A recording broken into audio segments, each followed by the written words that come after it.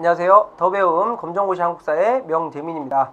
자, 오늘 이제 마지막 강의가 될 것 같아요. 완강이 되는데 46쪽의 냉전체제와 대한민국 정부 수립하면서 현대사까지 한번 넘어가 보도록 하겠습니다. 제가 지난 마지막 강의 18강에서 뒷부분은 뭐 크게 시험에 나오는 부분은 없다. 하지만 마무리를 여러분들이 꼭 하셔야 됩니다. 요 파트도 한 문제 정도는 충분히 등장할 수 있고 안 할 수도 있습니다만, 그 다음에 요 파트는 오히려 사회, 그 다음에 도덕, 남과 북의 관계라든가 6.25 전쟁 이런 게 나올 수 있기 때문에 도덕이나 사회에서도 나올 만한 가능성이 충분히 있기 때문에 선택 과목으로 도덕 선택하신 분들, 사회는 필수 과목이니까 당연히 한국사하고 연결해서 한번 보시면 됩니다. 그래서 46쪽부터 246쪽이요. 자, 냉전체제와 대한민국 정부 수립이라고 되어 있는데 46쪽, 47쪽은 역시 세계사적인 내용이니까 한번 읽어보시고, 여러분들 일단 46쪽에 보면 냉전이라는 게 있죠. 결국 우리가 남과 북으로 갈라지면서 6.25 전쟁까지 하게 되는데, 남과 북의 전쟁이었지만 사실상 미국을 중심으로 하는 자유주의와 소련을 중심으로 하는 공산주의가 전쟁을 하는 것에 남과 북의 대리전쟁이었다. 이렇게 봐도 무방할 정도로 냉전은 뭡니까? 콜드워라는 뜻이죠. 추운 전쟁. 무슨 뜻이에요? 미국과 소련이 총과 칼을 앞세우고 미사일 쏘면서 전쟁한 적은 한 번도 없어요. 하지만 일촉즉발의 상황으로서 언제 전쟁할지 모르는 그런 아슬아슬한 상황이었고, 우리나라 남한은 미국의 자유주의 쪽에 가까웠고 북한은 소련의 공산주의 쪽에 가까웠기 때문에 남과 북이 갈라지게 된 그런 계기입니다. 자, 여기서는 크게 여러분들 광복을 했잖아요. 근데 정부가 없어요. 정부가. 나라가 없다고요. 지금 공식적인 정부가 없는 상태에서 45년 8월 15일 날 광복했죠. 그러면 48년 8월 15일 날 남한만의 정부가 들어서게 된단 말이에요. 그러니까 3년 동안, 정확히 3년이죠. 45년 8월 15일 날 광복하고 48년 8월 15일 날 남한만의 단독 정부가 수립되게 되는데, 그 3년 동안 공식적인 정부가 없기 때문에 나라가 얼마나 혼란스럽겠습니까? 이렇게 혼란스러울 때는 누가 먼저 숟가락 얹느냐, 누가 먼저 정권을 잡느냐가 중요하기 때문에 굉장히 혼란스러운 틈을 따서 나라에 무슨 일이 있었는지, 그 다음에 그 뒤에 6.25 전쟁, 그 다음에 박정희 정부, 이승만 정부 다음에 박정희 정부 들어서면서 경제개발까지 현대사까지 정리를 해보시면 되는데, 자, 47쪽에 광복이네요. 뭐 우리가 꾸준히 독립운동했다는 게 광복의 의의가 될 수 있습니다만, 배경 결국 연합군이 승리하고 일본이 졌기 때문에 우리가 사실상 광복한 거나 마찬가지라는 거죠. 자, 넘겨보시면, 그래서 국토가 분단됩니다. 여러분들 38도선이 뭡니까? 적도, 사회에 나오거든요. 지구가 동그라나면 적도를 기준으로 위쪽은 북위, 적도가 이제 영도입니다. 북위, 북쪽 위도, 남위, 남쪽 위도. 그래서 북위 38도선을 기준으로 남과 북으로 갈라진 거예요, 이미.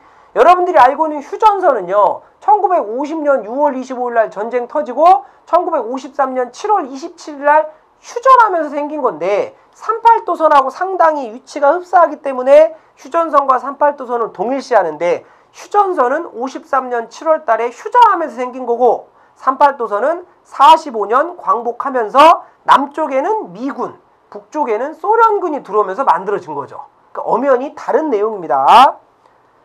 자, 전개도 한번 보시고, 조선건국준비위원회, 여운형이 만든 건데 그 전에 조선건국동맹이 있었죠. 그나마 조선건국동맹의 조선건국준비위원회가, 물론 미군이 인정을 하진 않았습니다만 국내에서 그나마 이런저런 활동을 했었다는 거, 요 정도만 보시고요.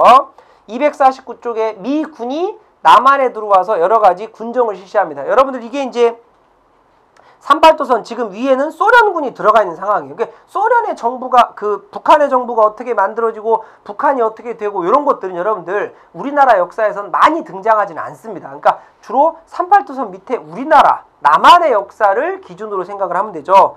그래서 249쪽에 보면 남한 밑에 이제 여러 정부가 들어서게 되는 거죠. 여러 정부라기보다는 여러 단체들이. 미국과 소련이 각각 남과 북으로 나눠서 군정하고, 조선공산당, 한국민주당, 독립촉성, 중앙위원회, 대한민국 임시정부까지. 굉장히 혼란스러운 상황이에요. 이런 혼란스러운 상황에서 남과 북의 대치가 일어나면서, 자, 통일정부 수립운동이 있는데 먼저 모스크바 상국 예상회의. 요건 기억하셔야 되는데 도덕에서도 많이 나오죠. 뭘 결정했다? 신탁통치를 결정했다. 우리 일본이 전쟁에 지면 일본이 데리고 있었던 조선이란 나라 카이로 회담에서 뭐 하기로 약속했었어요? 독립하기로 약속했는데, 그때 뭐가 문제가 되겠죠? 적당한 시기. 그 적당한이 정확히 명칭이 안 돼 있었기 때문에, 명시가 안 돼 있었기 때문에 우리는 광복 이후라고 알고 있었는데, 미국과 영국, 소련, 중국 요 네 나라가 너희 조선이란 나라는 아직 정부를 세울 만한 준비가 안 됐으니까 5년 동안 신탁 믿고 맡긴다. 여기서부터 남과 북이 갈라집니다. 남한은 우리 이승만과 그 김구 선생님이 있었던 남쪽의 우익 세력 쪽은 처음부터 끝까지 반탁, 반대다. 근데 북한은 처음에는 반대했다가 소련의 회의를 받고 찬탁으로 돌아서거든요. 여기서부터 아쉬운 거예요. 차라리 남과 북이 처음부터 합쳐서 찬성이면 찬성, 반대면 반대를 같은 의견을 냈다면 그냥 남과 북이 전쟁까지 하지는 않았을 텐데, 이게 좀 아쉬운 점이라는 거죠. 자, 그래서 국내 여론은 여기 우익의 남한 세력은 신탁통치 반대. 점 두 번째, 북한의 좌익 세력은 초기에는 반대했지만 북한의 소련의 회의를 받고 신탁통치 지지로 가면서 3번에 미소공동위원회. 이건 뭡니까? 남과 북의 신탁통치를 하게 되면 현재 남한에는 미군, 북한에는 소련군이 있으니까 미군과 소련이 만나서 미소공동위원회를 하게 됩니다. 회의를 하자는 거죠. 근데 1차 회의, 2차 회의가 다 어떤 단체를 회의의 주체로 놓을 것이냐를 놓고 1차, 2차가 다 지지부지 끝나고 만다는 거죠. 자, 1차, 2차가 지지부지 끝나고 말 때 반가로 4번에 좌우합작, 좌익과 우익, 남한과 북한, 북한과 남한이 합작을 하자, 통일정부를 세워야 돼. 이런 운동이 있었습니다만 이게 실패로 끝나고요. 자, 2차 미소공동위원회가 끝난 다음에 미국이 한반도 문제를, 야, 우리 미국은 더 이상 소련하고 말이 안 통해.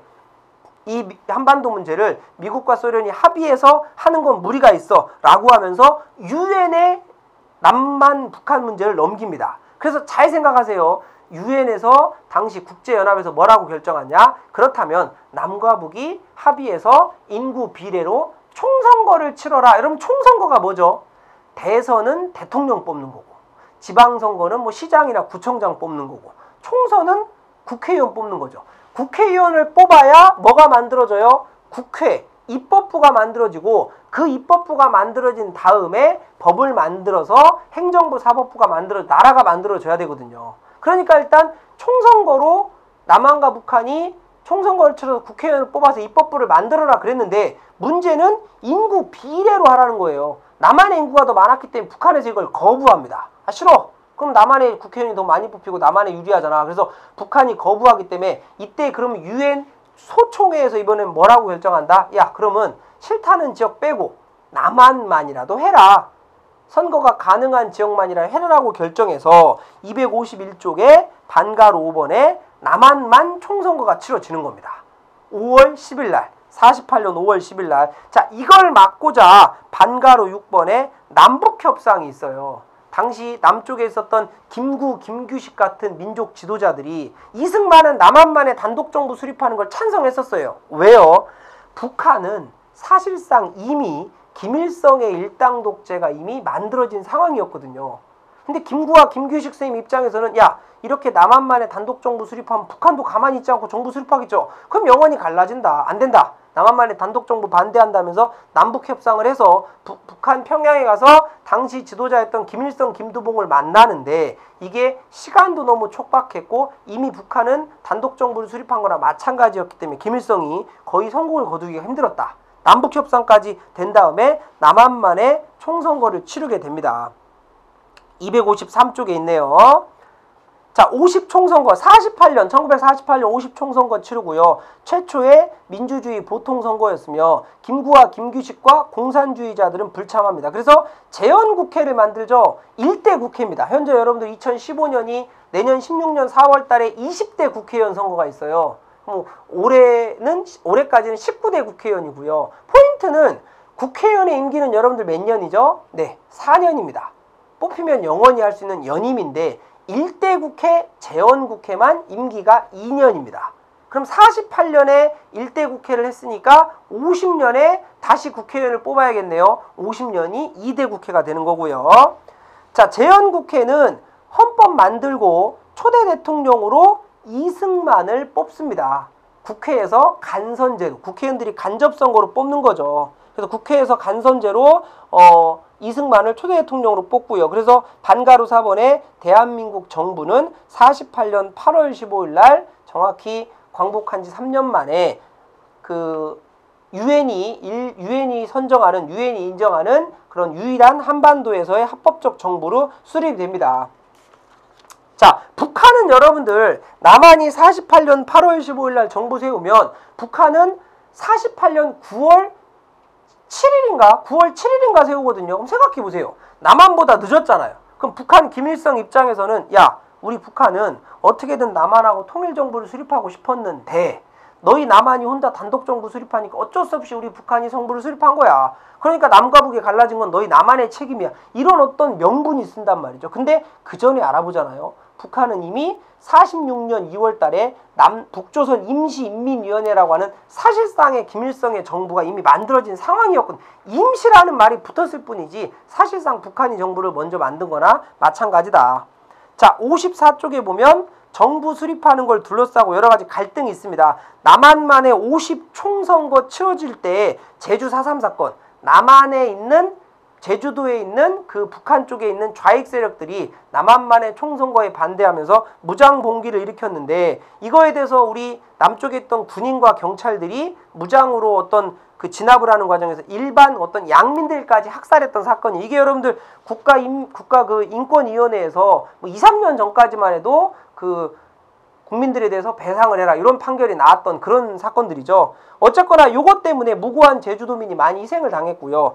여수 순천 19 사건은 뭐냐? 제주도 4.3 사건의 진압명령을 여수와 순천 가까이 있잖아요. 전라도 밑에니까 요 지방에 있는 군인들에게 명령을 내렸는데 군대 내의 좌익 세력들이 그 명령을 거부했던 사건들이고요. 이런 것들이 있습니다. 자, 그래서 55쪽에 보면 이승만 정부 즉 초대 정부가 했던 대표적인 일이 나옵니다. 뭡니까? 일단 친일파 청산 해야 되죠. 아쉽게도 제대로 이루어지지 않았다. 생각해 보세요.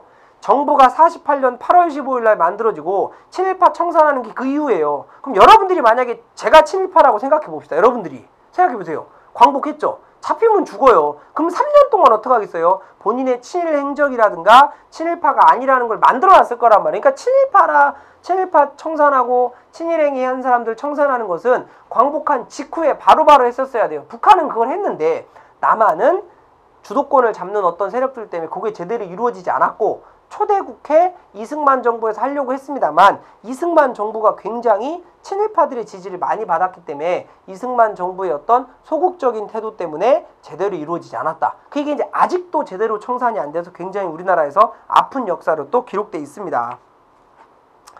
자, 그 다음에 이제 56쪽에 광복 이후에 경제 뭐 말할 필요도 없죠. 굉장히 혼란스러웠을 거예요. 굉장히 혼란스러운 상태에서 경제 상황 악화되고 농지개혁 있습니다만 제대로 이루어지지 않았죠. 이것만 기억할까요? 우리 남한의 농지개혁은 점 세 번째 유상매수 유상분배입니다. 돈으로 사들인 다음에 돈으로 분배하는 건데 제대로 이루어지진 않았고요. 좀 아쉬운 점이에요.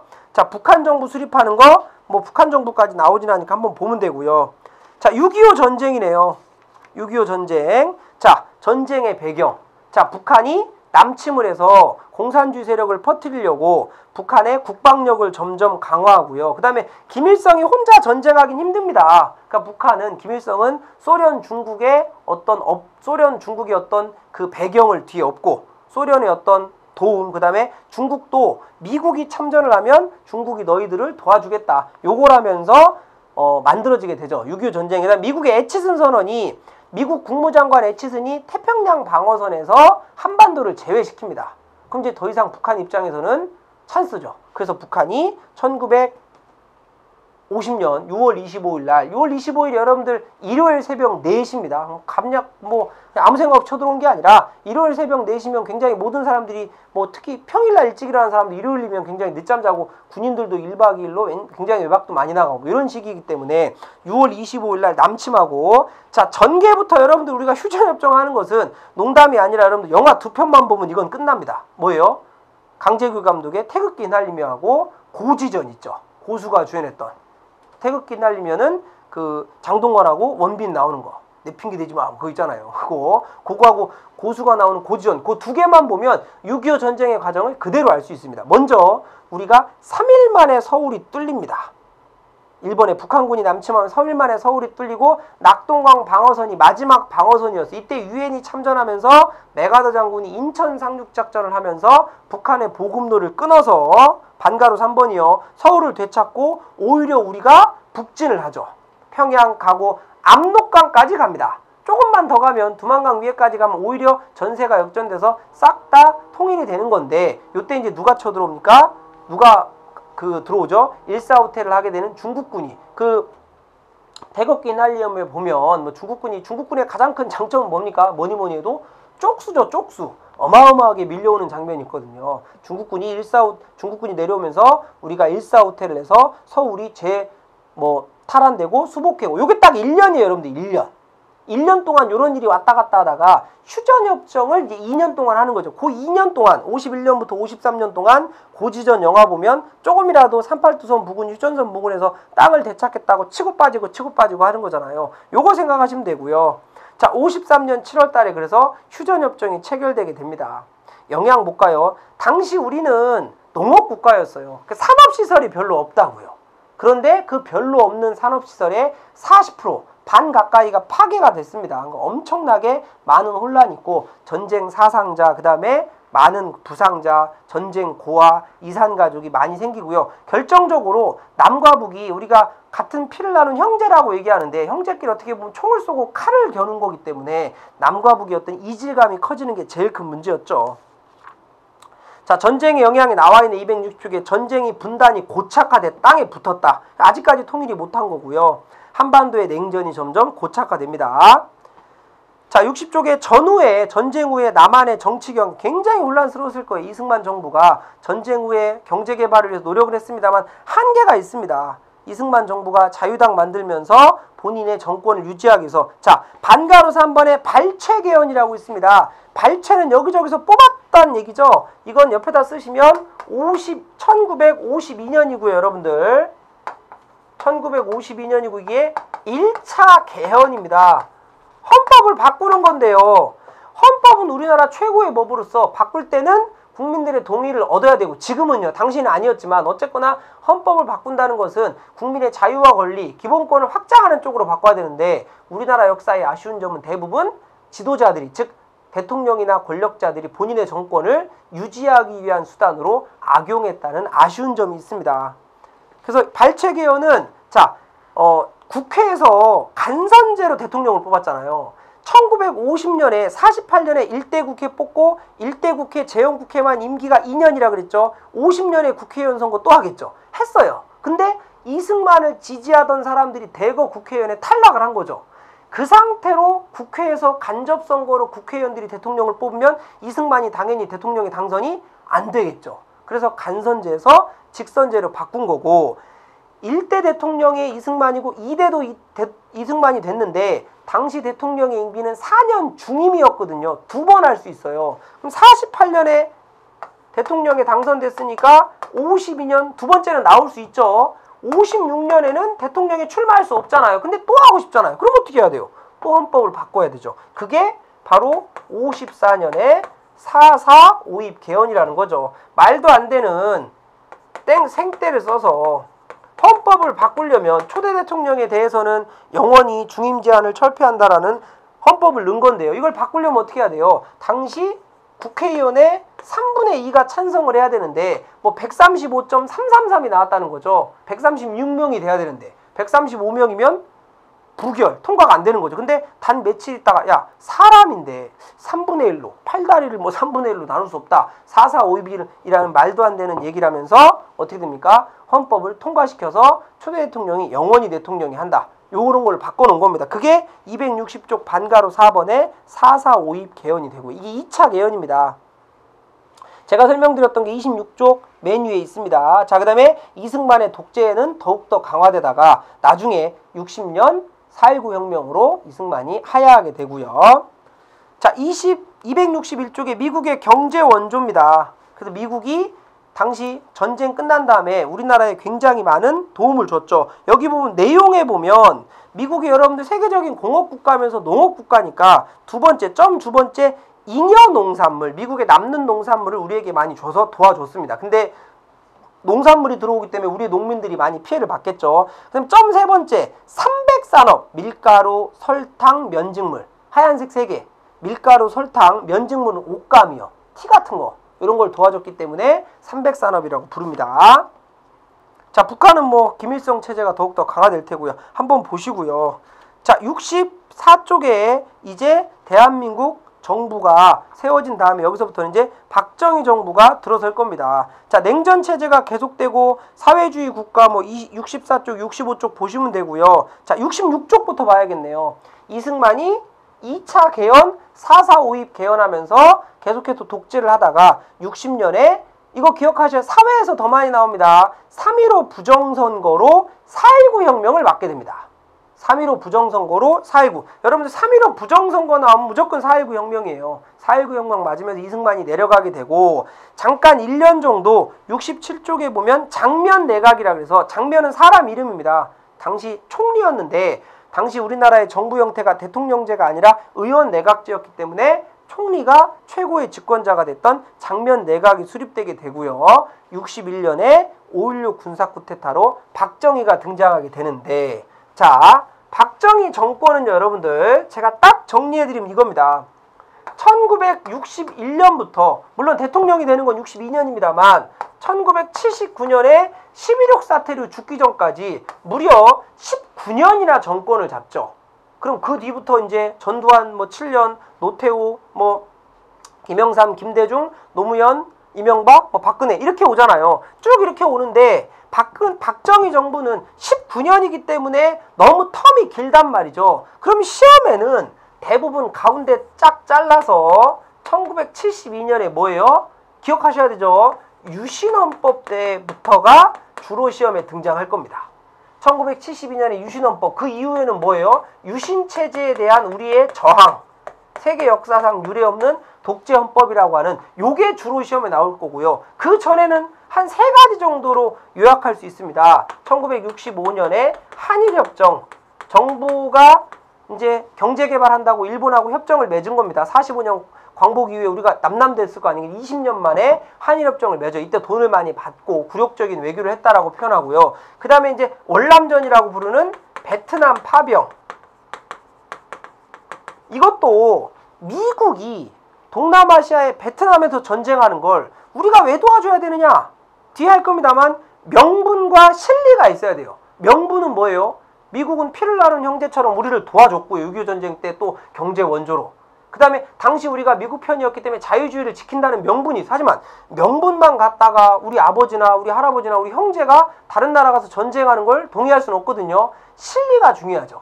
미국이 우리를 경제적으로, 그 다음에 군인들의 어떤 송금이라든가 돈 벌어온 거, 그 다음에 우리 뭐 국제시장도 나오잖아요. 거기서 누구예요? 황정민이 군인으로 간 건 아니잖아요. 굉장히 그 비전투병도 가기 때문에 돈도 많이 벌었거든요. 이런 것 때문에 베트남 파병이 실리가 되고, 그 다음에 이제 또 빼놓을 수 없는 게 경제개발. 60년대부터 본격적으로 경제개발하는 거. 요 72년 전에는 요 3개 정도. 뒤에는 무조건 유신체제. 요 정도로 정리하면 될 거예요. 자, 68쪽에 보면 군사정부 박정희 정부가 들어서게 되고, 자, 68쪽에 박정희 정부 그 앞입니다. 군사정부 밑에 박정희 정부 볼게요. 한일 국교정상화. 그래서 65년에 한일협정 체결됩니다. 돈을 많이 받았습니다만 굴욕 외교라는 어떤 단점이 있고요. 그 다음에 베트남 파병. 브라운 각서로 엄청나게 우리를 도와주겠다. 32만 명 파병되고 사망자 5천 명, 부상자 10,000명. 여기 보면 문제점 등이 라이따이안, 이제 우리나라 군인과 베트남 어떤 처녀 사이의 2세 문제. 라이따이안 문제가 있고요. 그 다음에 고엽제, 엄청난 제초제죠. 이게 이제 뭐 그 베트남이 그 밀림지대이기 때문에 제초제를 헬기 같은 데서 뿌렸는데 이게 사람에게까지 피해가 있었고, 문제는 이게 유전적으로도 피해가 컸다는 거죠. 이것도 문제고요. 경제개발 5개년 계획. 자, 269쪽에 유신체제가 있습니다. 세계 역사상 유례없는 독재헌법인데, 혹시 시험에 나오면 여러분들 통일주체 국민회의라는 걸 기억하셔야 되는데, 왜 박정희가 하루아침에 유신헌법을 만드느냐? 72년에 보면 7.4 남북 공동성명이라든가, 그 다음에 냉전체제가 점점 어떻게 돼요? 완화되기 시작해요. 박정희가 정권을 잡을 때 제일 첫 번째로 내세웠던 게 반공, 공산당에 반대한다. 두 번째가 경제개발이었어요. 근데 70년대 초반에 경제적으로 위기도 있고 남과 북의 화해 분위기가 무르익고 세계적으로 냉전이 완화되니까 더 이상 박정희가 첫 번째로 내세웠던 반공이 약발이 안 맥히는 거죠. 그래서 무슨 일이 생긴다? 한국식 민주주의라는 좋은 허울로, 겉보기 좋은 허울로 뒤집어 씌워서 유신체제를 만듭니다. 포인트는 70쪽에 보면 10월 유신 비상계엄하고 국회를 해산합니다. 국민이 뽑은 국회를 대통령이 마음대로 해산하는 건 말이 안 되거든요. 유신헌법이라 그래서 대통령 간선제인데 밑줄 치시면 통일주체 국민회의라는 데서 모든 정책을 다 결정한다고 보면 돼요. 여기서 대통령도 뽑고 대통령은 임기 5년인데 6년으로 바꾸고 중임 제한 폐지 영원히 할 수 있는 거죠. 그 다음에 대통령의 권한을 극대화합니다. 국회의원의 3분의 1을 대통령이 뽑고 긴급조치, 그 유명한 긴급조치, 뭐 툭하면 긴급조치 하는 거죠. 이런 거 하고요. 자, 그 다음에 민주화운동, 이런 유신체제에 반대하면서 김대중 납치 사건이라든가 민청학년, 인혁당 유신체제가 결국 1979년 11.6 사태로 가장 측근이었던 김재규 중앙정보부장에게 총 맞아서 결국 죽게 됩니다. 자, 그 다음에 여러분들 박정희가 19년 동안 집권하면서 물러났으니까 우리 국민들이 이제 민주화 정부가 들어설 줄 알았는데 전두환, 노태우라고 하는 79년 12.12 사태로 신군부가 등장하게 되죠. 그래서 서울의 봄 터지고 광주 5.18 운동이 1980년에 터지게 됩니다. 이게 이제 우리의 민주주의 운동을 역시 당시 계엄군이 어떻게 해요? 발포를 하면서 무장으로 통치를 했기 때문에 우리 계엄군, 우리 시민군도 계엄군에 맞서서 이제 무장을 했죠. 그래서 1980년 5.18 민주화 운동이 우리 역사에서 굉장히 또 중요한 민주적 운동의 토대가 됐고요. 자, 72년에 전두환 정부는 국보위, 국가보상 비상대책위원회라는 걸 만들면서 72년 볼까요? 공직자 숙청, 정치활동 탄압, 언론 통폐합, 뭐 독재자들이 정권을 잡자마자 제일 먼저 하는 게 국민의 눈과 귀를 막기 위해서 언론 통폐합을 많이 하죠. 전두환이 80년에 대통령에 당선이 되면서 7년 단임제, 7년 단임 87년에 끝나야 돼요. 그럼 그때부터 노태우가 등장하는 거죠. 자, 이제 가장 중요한 6월 민주항쟁입니다. 87년에 아까 60년에 4.19 혁명, 80년에 광주 5.18 운동, 그 다음에 87년에 6월 민주항쟁, 이 세 개는 도덕에서도 굉장히 많이 나오죠. 정리 한번 해볼까요? 자, 1960년에 4.19, 1980년에 5.18, 1987년에 6월 민주항쟁. 자, 외우는 방법 여러분들 4, 5, 6. 오케이? 자, 순서가 4, 5, 6 순서로 일단 이거 정리하고 나머지 정리하시면 됩니다. 자, 87년에 6월 민주항쟁은 제일 중요한 게 대통령 직선제를 이뤄냅니다. 그전에도 직선제가 있습니다만 국민들의 요구에 의해서 직접 선거로 대통령 직선제가 이루어진다. 그해 88년 이후부터 이제 우리 대통령의 임기는 2월 달에 시작입니다. 5년 단임이니까 이때부터. 그래서 그 전년도 12월 달에 뽑고요. 그래서 273쪽에 이제 누가 돼요? 노태우 정부가 들어서게 되고요. 노태우 정부는 74쪽 위에 북방 외교라 그래서 소련이나 중국하고 드디어 수교를 하게 되고 냉전이 거의 이제 어떻게 된다? 붕괴되는 시대이기 때문에 그렇고요. 그 다음에 김영삼 정부가 이제 92년 대선에서 당선되니까 93년부터 자, 김영삼 정부가 했던 것 중에 정책 중에 중요한 게 이제 뭐예요? 금융실명제죠. 모든 금융거래는 본인의 명의로만 해라. 요게 있고요. 자, OECD 가입하면서 지금도 가입돼 있습니다만 세계 경제 협력 기구라 그래서 경제적으로 발전한 선진국 기구라고 우리가 평가를 하잖아요. 근데 아쉬운 점은 요 가을에 12월 달에 IMF 국제 구제금융을 맡게 되면 이게 아쉬운 점이고요. 자, 그 다음에 김대중 정부네요. 김대중 정부 1997년 대통령 선거에서 당선돼서 98년 2월 달부터인데 이때부터 이제 외환위기 극복하면서 IMF 외환위기를 극복하게 됩니다. 자, 75쪽에 노무현 정부, 김대중 정부에서 여러분들 요거를 하나 봐야 되는데요. 김대중 정부에서 정책은 점 밑에서 두 번째 2000년에 6.15 남북 공동선언을 하게 되죠. 정강회담을 선언합니다. 그래서 처음으로 대통령 직항기를 타고 위에 북한에 가서 당시 김정일 국방위원장을 처음으로 직접 만납니다. 이것 때문에 북방 외교로서 노벨 평화상을 받죠. 자, 노무현 이명박 정부 있는데 이렇게 정부별로 시험에 나오지는 거의 않으니까요. 자, 경제. 76쪽 볼까요? 자, 일단 경제개발 5개년 계획이라는 게 있습니다. 단순하게 1962년에 시작됐습니다. 4차까지 있어요. 쉽네요, 여러분들.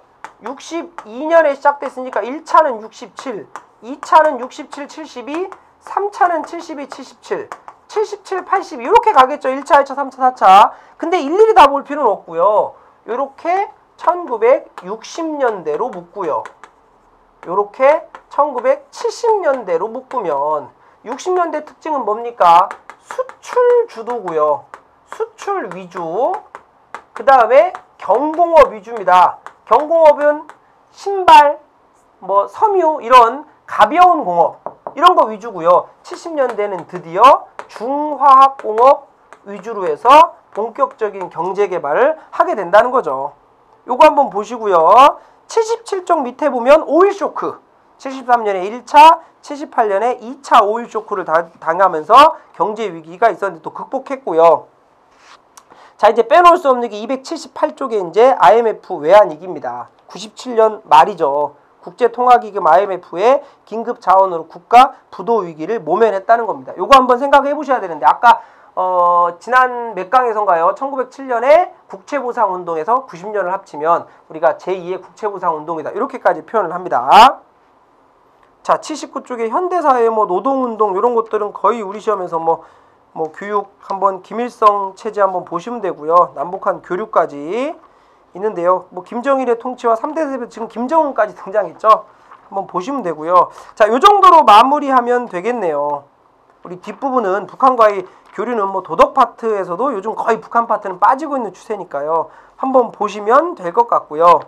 자, 여기까지 마무리하면 될 것 같습니다. 제가 17강, 18강, 19강 정도는 여러분들 중요한 것들 위주로만 찝었습니다. 검정고시 기출문제 근래 한 5년치 거요. 1년에 2번씩 보니까 한 10년, 10회 정도를 분석해보면 어느 정도 시험에 뭐가 많이 나오는지 여러분들이 충분히 추론을 해볼 수 있습니다. 모든 시험에서 제일 중요한 건 기출문제 분석이거든요. 이렇게 정리를 하시고, 자, 여러분들 혹시 1강부터 19강까지 봤던 내용 중에 너무 말이 빠르거나 어려운 게 있다. 이런 것들은 항상 여러분들이 책을 다시 보거나 질문방에 올리셔서 항상 그 질문을 좀 해결하고 가시고요. 그 다음에 이 책 말고 다른 어떤 검정고시 책을 보셔도 크게 상관은 없습니다. 이 책이 좀 일반적으로 좀 검정고시 책 치고는 조금 두꺼운 편이긴 합니다. 그러니까 좀 얇은 책을 보셔도 되고 아니면 공부를 좀 더 하고 싶으면 조금 두꺼운 책을 이거보다 더 보셔도 되고요. 본인이 능력이 있다면. 제가 오리엔테이션 때 설명드린 게 있었죠. 이 검정고시라는 시험 자체 특성을 이해하셔야 됩니다. 검정고시 시험의 특성은 평균 60점만 넘으면 합격을 줍니다. 그러니까 수학 너 빵점 맞았네, 국사 12점 맞았네, 이렇다고 해서 실패하는 시험이 아니라는 거죠. 근데 국사라는 과목 자체가 뭐라 그랬죠? 제가 국사라는 과목은 평균 60점이 당연하고 80점 이상 맞아서 고득점을 맞아서 다른 어떤 좀 취약한 과목에 점수를 줘야 되는 그런 과목이라 그랬어요. 대표적으로 영어, 수학, 과학 같은 과목들이 조금 일반적으로 어렵다고 인식이 되니까요. 그래서 1강부터 19강까지 복습을 좀 하시면 여러분들이 충분히 80점, 84점, 88점 이상의 고득점을 충분히 맞을 수 있을 겁니다. 자, 제 강의가 여러분들에게 많은 도움이 됐기를 한번 바라보고요. 여러분들 꼭 복습하시고 합격을 하셔서 나중에 또 한번 뵐 기회가 있었으면 좋겠습니다. 꼭 복습하시고요. 그동안 수고하셨습니다. 감사합니다.